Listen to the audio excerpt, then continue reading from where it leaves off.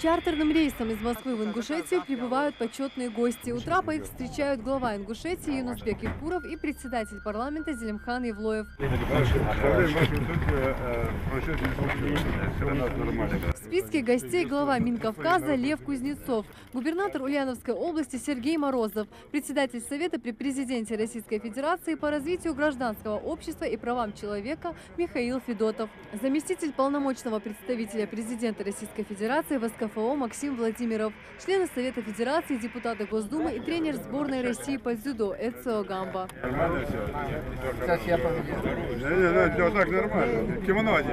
У всех хорошее настроение, каждого гостя встречают с особой теплотой. Прежде чем окунуться в праздничную атмосферу, по дороге из аэропорта в столицу для гостей провели небольшую экскурсию. Первая остановка – агрокомбинат «Сад-гигант Ингушетия». Члены представительной делегации осмотрели современную линию по товарной обработке и упаковке фруктов, которую введут в эксплуатацию в ближайшее время. Руководитель предприятия рассказал гостям о запуске новой линии, которая позволит повысить качество сортировки яблок. Здесь будет у нас находиться цех по переработке, глубокой переработке третьих сортов отходов. Здесь у нас в основном продают товарное яблоко. Оно будет составлять по качеству 85-90%. Вот остальные 10% будут перерабатываться. Мы здесь запланировали, вот если до этого года мы закупали саженцы, с этого года уже собственные питомники мы произвели. Здесь работают у меня итальянцы, здесь они находятся, вот итальянцы здесь, пройдите, которые первый питомник, это лучший питомниковод Италии, он лично поставлял сюда саженцы, сейчас вместе с ним мы создали здесь собственный питомник. Здесь для гостей устроили дегустацию разных сортов яблок, абрикоса, черешни, выращенных с применением интенсивной итальянской технологии. Я 25 августа в Пингенском дворце выступаю. Дашь мне пакет, я вам угощу.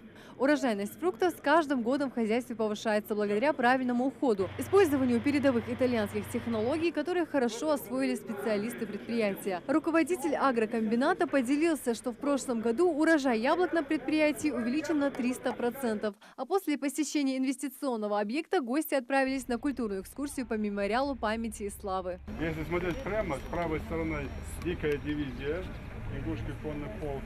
Впереди великий князь Михаил, брат государя, императора Николая II. Сзади два командира полка разных периодов.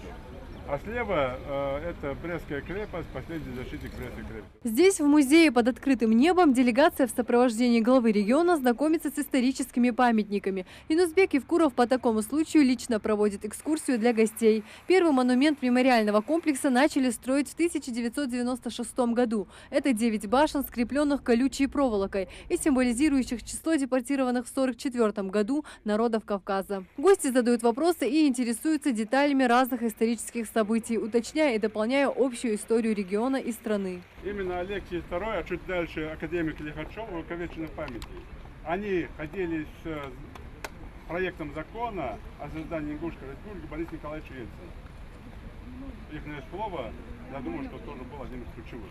В нескольких метрах от военной техники открывается аллея памяти. Все деревья именные и названы в честь сотрудников правоохранительных органов, погибших при исполнении служебного долга. Богатая история региона всерьез заинтересовала делегацию. Своими впечатлениями поделился губернатор Ульяновской области. Впервые присутствую за всю свою жизнь здесь у вас в республике, хотя достаточно давно меня связывают и хорошие личные, и служебные отношения с Юнусбеком.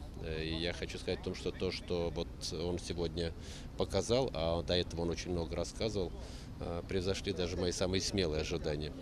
Я хочу сказать о том, что мне очень понравилось не только ваш аэропорт, который очень такой интересный, гостеприимный, но и ваша зарождающаяся современная промышленность. Я считаю о том, что у вас хорошее будущее в экономическом плане, а значит, тогда и качество жизни, и благосостояние людей у вас будет совершенно другое. Ну и последнее, вот то, что мы сейчас осмотрели, мы очень такой прославленный регион в масштабах России, такая родина талантов, но вот этот огромный прославленный объект вызывает у меня чувство огромного восторга.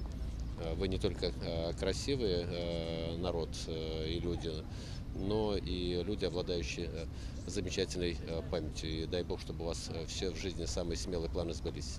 Гости осмотрели мемориальные плиты с именами видных представителей разных народов, сыгравших значительную роль в истории региона. А после состоялось торжественное возложение цветов к вечному огню. Марина Муталиева, Зарема Евлоева, Рамзан Миржоев, Хаваш Гойгов. Новости 24.